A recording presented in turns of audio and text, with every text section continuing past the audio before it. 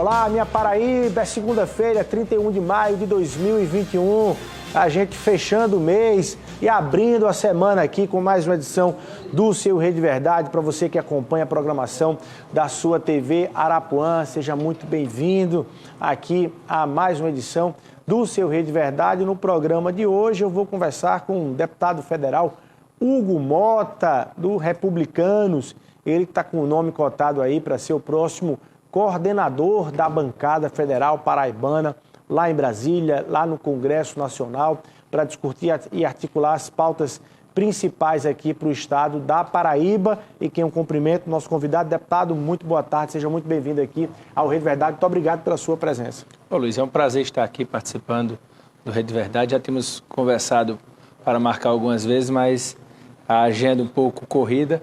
É uma oportunidade da gente poder conversar com toda a Paraíba e estar aqui é uma grande satisfação para mim. Bom demais. A gente estava conversando ali no rádio agora há pouco, vamos continuar a nossa conversa e aprofundar em alguns temas, inclusive já tem perguntas aqui de telespectadores para o deputado. Mas para a gente começar, deputado, qual é a previsão de fato de você assumir a coordenação da bancada federal paraibana?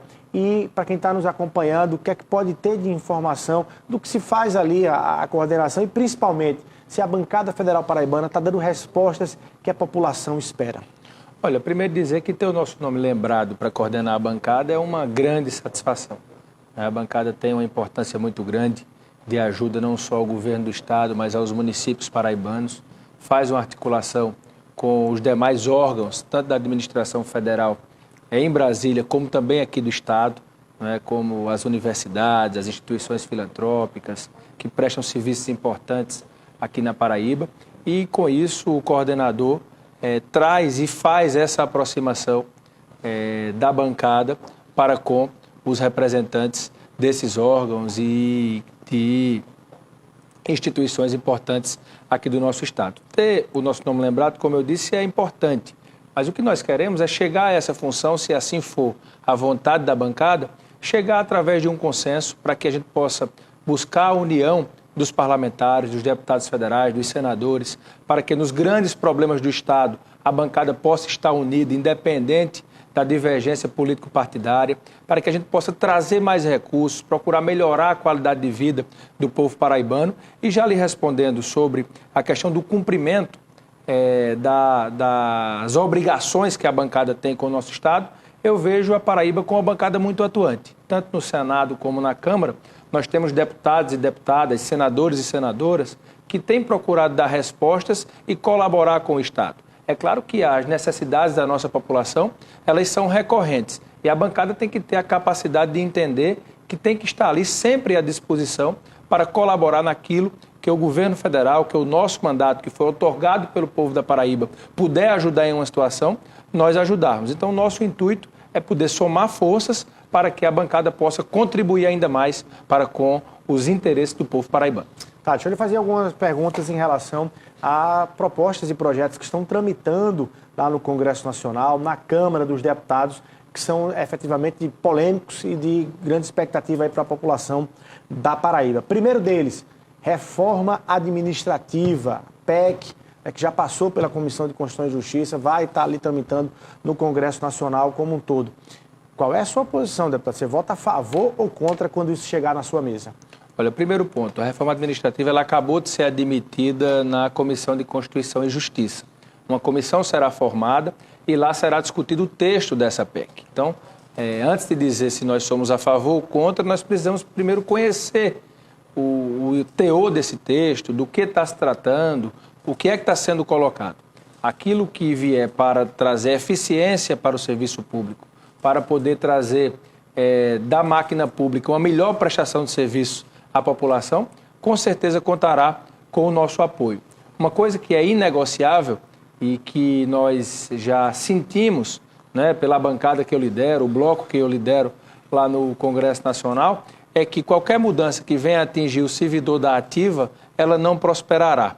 A reforma administrativa ela deverá tratar dos concursos futuros e não mexer em nada do presente. Isso é uma condição até porque se há direito adquirido sobre quem passou no concurso há alguns anos. Pessoas que estão para se aposentar, pessoas que já exercem as suas atividades e têm vínculo já com a administração pública, seja federal, seja estadual, seja municipal. Então, a reforma administrativa ela deverá tratar daqui para frente.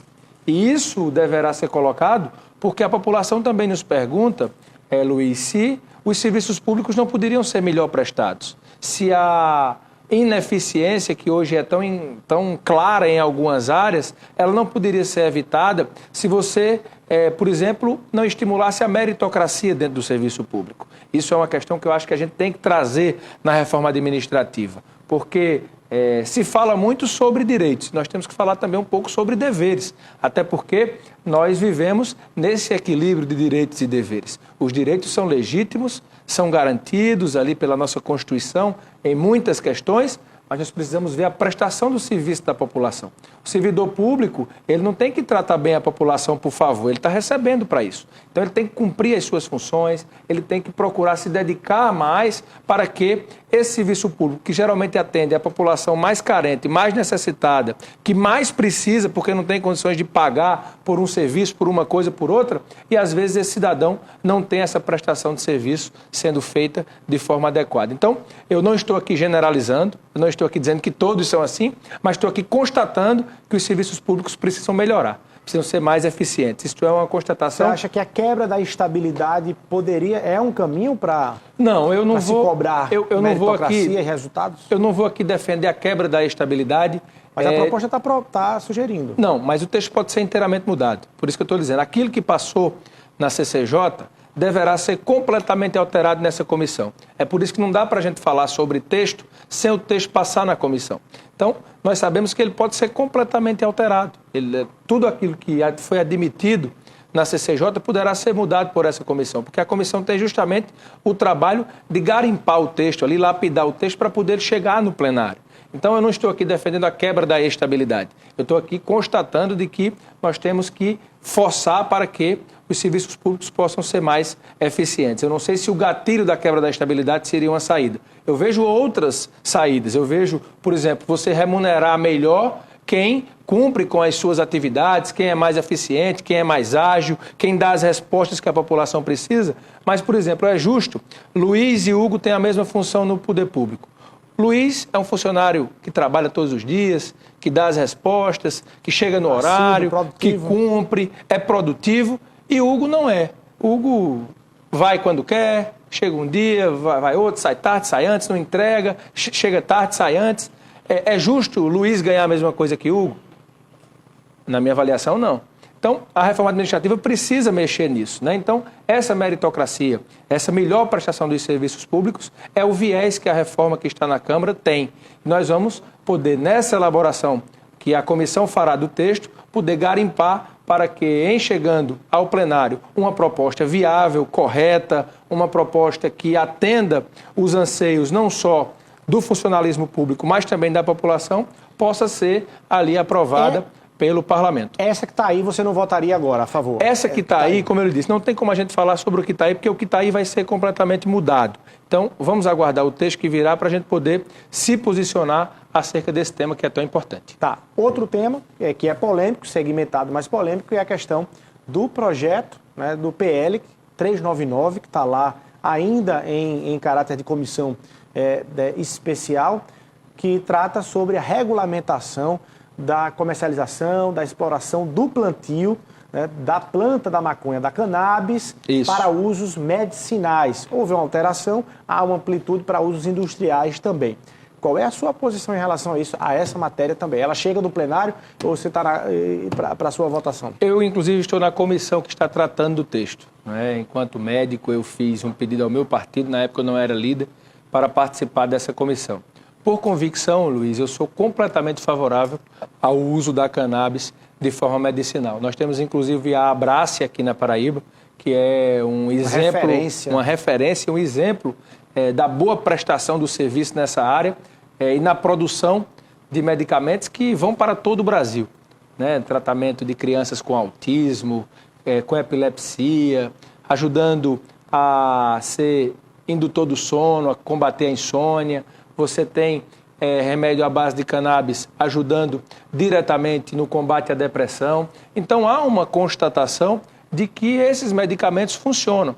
E aí como é que você vai dizer para uma mãe que tem um filho autista, que já procurou todo tipo de tratamento e não encontrou a saída para o tratamento do seu filho, que ela não vai tratar seu filho com remédio à base de cannabis porque tem uma lei ou porque estão dizendo que isso é legalizar a maconha? É claro que nós somos contra a legalização das drogas para o recreativo, mas se essa droga ela tem lá na sua composição um viés que pode agir de forma medicinal para ajudar as pessoas, eu sou completamente favorável por uma convicção até de formação que nós temos. Agora, é um tema extremamente complexo, porque você tem quem é contra a questão da cannabis, em qualquer aspecto, acaba desvirtuando um pouco o debate. E essa desvirtuação, ela não prejudica o Hugo, ela não prejudica o Luiz. Ela prejudica a mãe que está querendo comprar o medicamento lá e não está conseguindo comprar. E essa questão da confusão que você está registrando é dizer que esse projeto de lei está defendendo a liberação do consumo da maconha.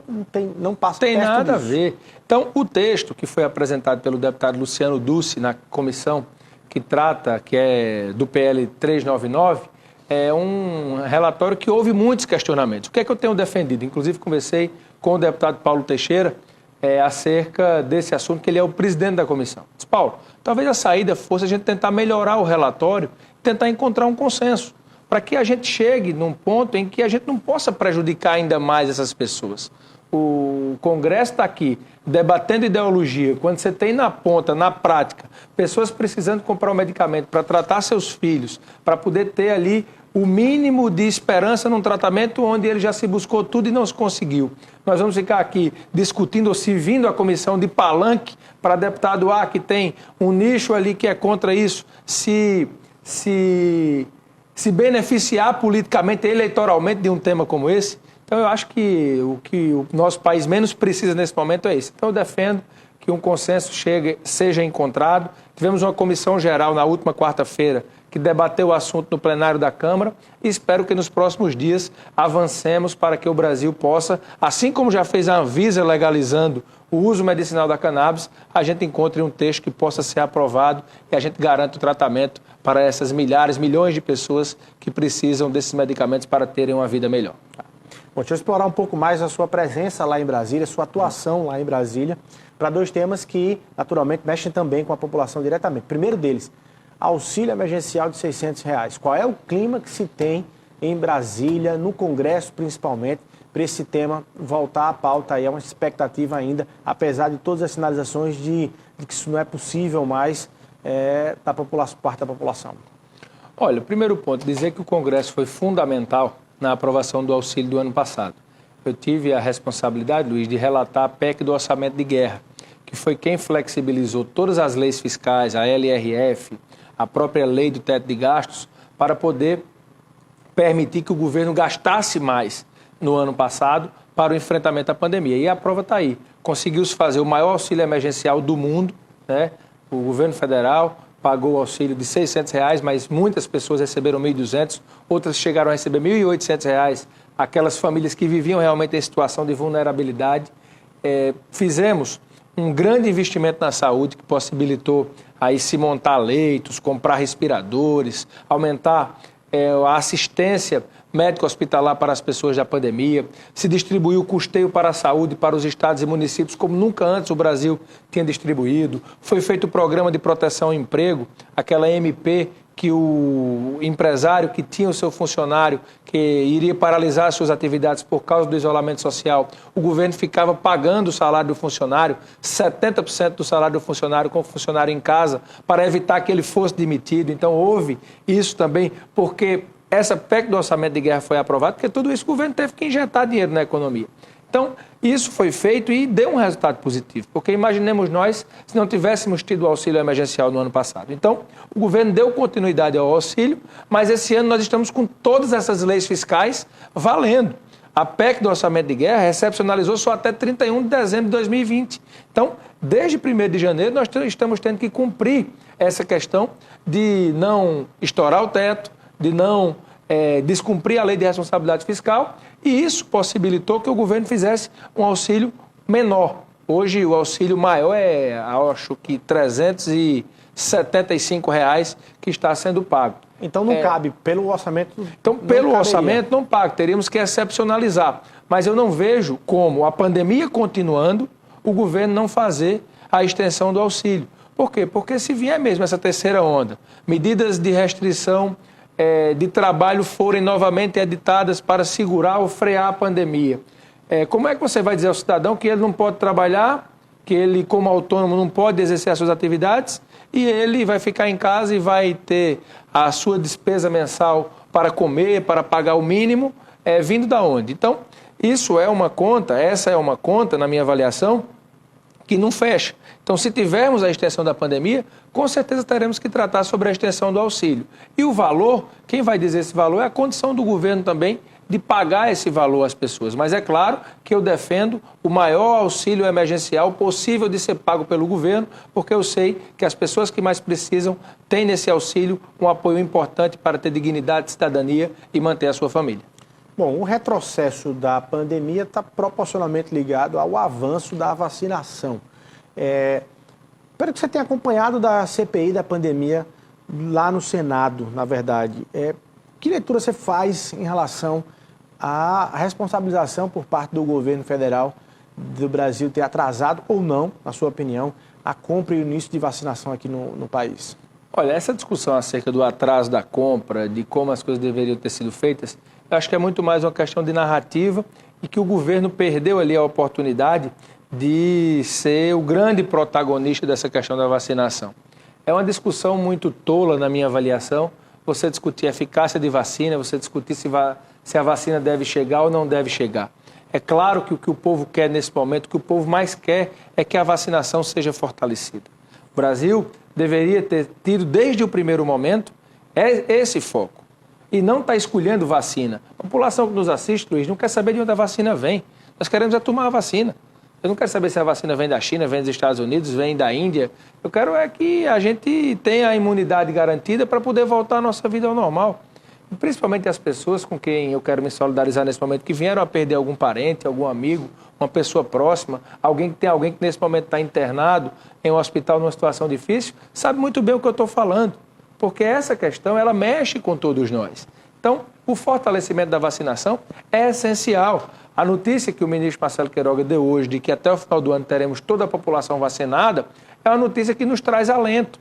Mas nós precisamos colocar em prática. E o Brasil mostrou que, em tendo vacina, nós colocamos para andar. Nós chegamos a aplicar no único dia 1.800.000 vacinas. O Brasil tem capacidade, Luiz, de aplicar 2.400.000 vacinas por dia, se nós tivermos o produto. Então, nós precisamos, com isso, garantir a compra dessas vacinas e poder usar o Sistema Único de Saúde, o nosso SUS, que mostrou a sua importância nessa pandemia, para que a gente possa vacinar o maior número de pessoas no mais curto espaço de tempo. Deputado, vamos afunilar aqui para Paraíba. Vamos. O governador João Azevedo anuncia amanhã os detalhes, né, do que ele registrou aí, como que seria aí o primeiro voo comercial para o sertão da Paraíba, de João Pessoa, para o sertão, e a informação é de que o município seria Patos, e amanhã ele diz todos os detalhes de horário, companhias, valor das passagens também. Então eu quero aproveitar a presença do deputado Hugo Mota aqui, que tem uma atuação lá em Patos, a partir do pai é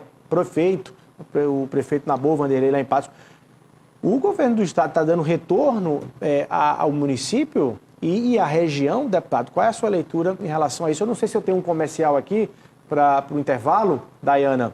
Se eu tiver, eu vou deixar essa pergunta para o deputado para ele poder responder na volta aí. Deputado, você responde essa pergunta rapidinho. A gente vai 1 minuto para o intervalo comercial e volta aqui com Rede Verdade.